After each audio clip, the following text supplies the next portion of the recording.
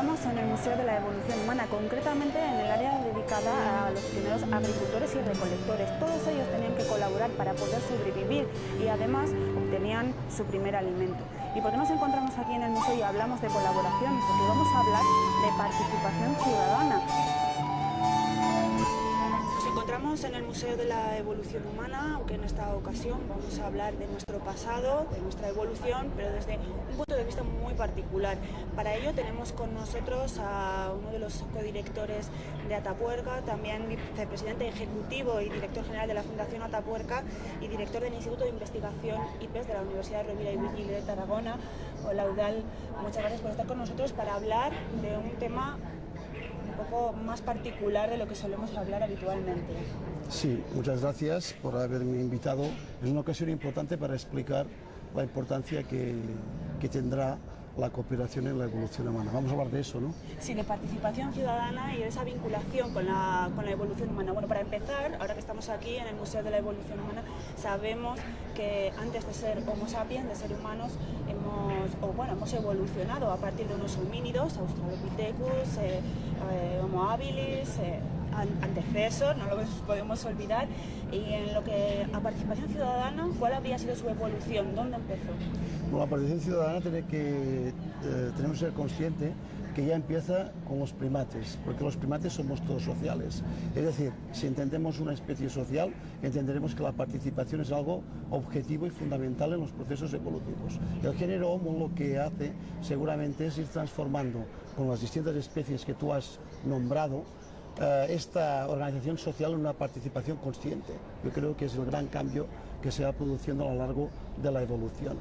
Las alianzas entre grupos, entre clanes, entre tribus, entre poblaciones y comunidades es la que permite que nuestra especie, el Homo sapiens, haya sido capaz de organizar la complejidad social que hoy existe. Sin participación, desde luego, esto no existiría, pero es muy antiguo.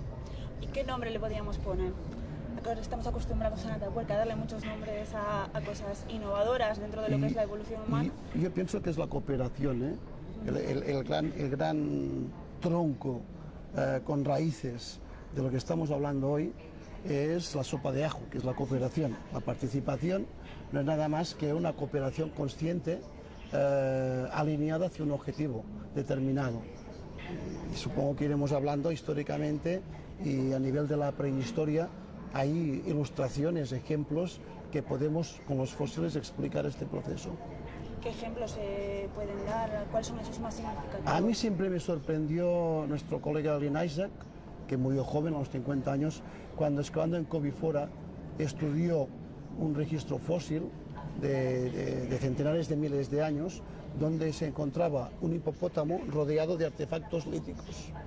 De aquí él pudo deducir que para comerse una masa de carne tan grande tenían que haber cooperado un grupo de homínidos.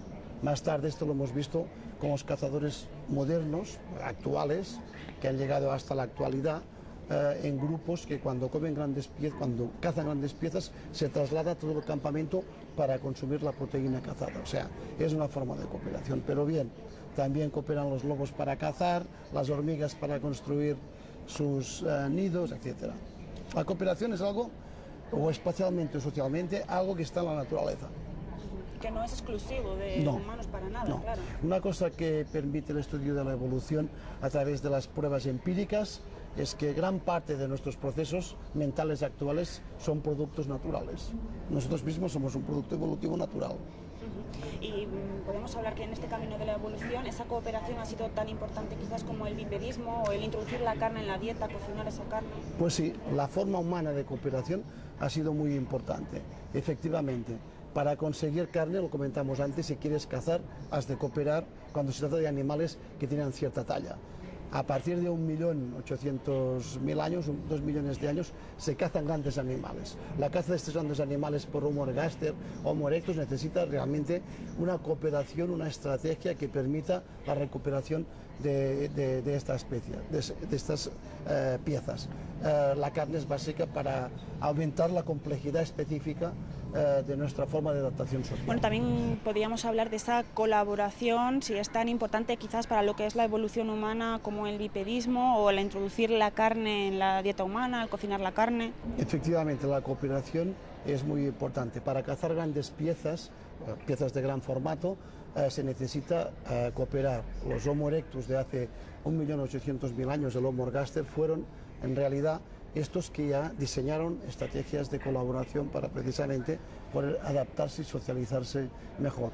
Hay muchos ejemplos y muchas ilustraciones de lo que estamos comentando a lo largo de la historia que son repetidos por las diferentes especies. Pero bueno, también la cooperación se da en la caza en los lobos o en las hormigas para construir sus hormigueros.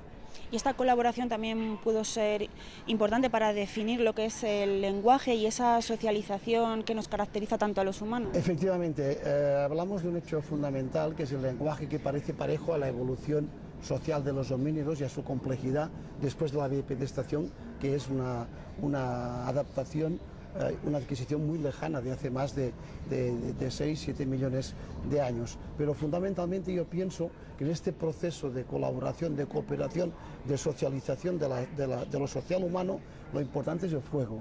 Con el fuego lo que hacemos es agruparnos en torno a un núcleo duro, y aquí el lenguaje es cuando recupera su capacidad de transmitir ideas a nivel intergeneracional y hace que nos socialicemos más rápidamente y que la cooperación se vuelva una cooperación consciente, intencional, una participación activa del grupo a poder sobrevivir en un medio determinado.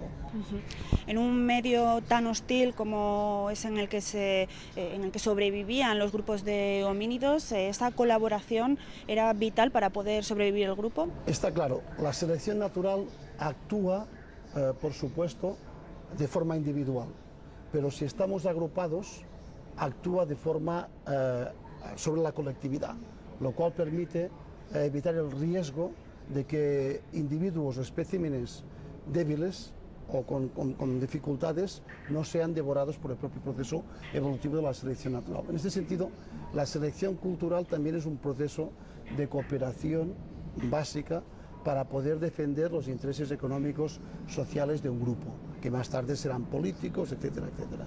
Se va complicando todo un poco mientras vamos avanzando, ¿no?